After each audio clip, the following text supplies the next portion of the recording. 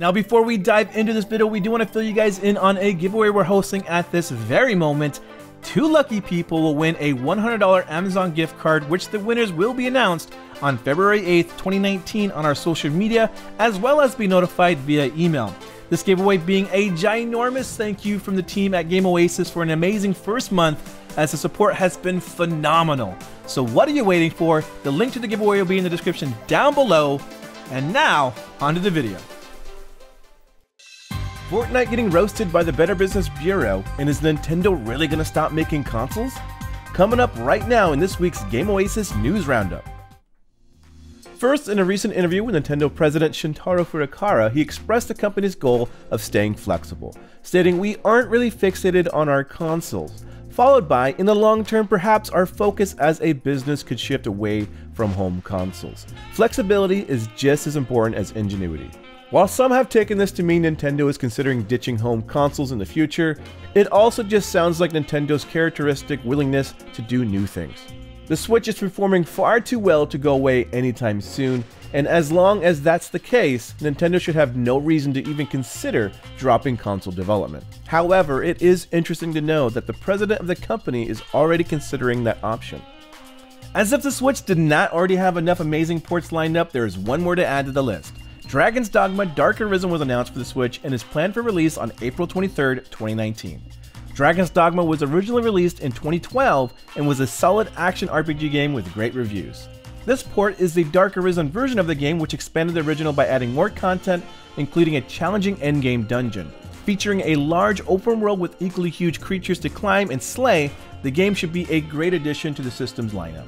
Switch owners who have already fully conquered Hyrule and Skyrim will soon have a new open world to explore.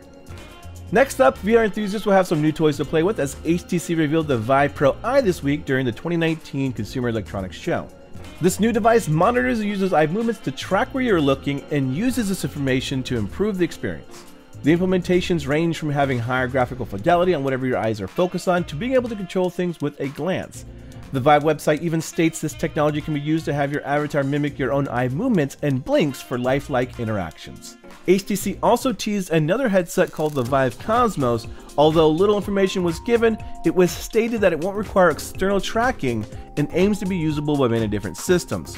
Along with this hardware, HTC announced its Viveport Infinity service, which will give users access to over 500 VR titles for one monthly fee.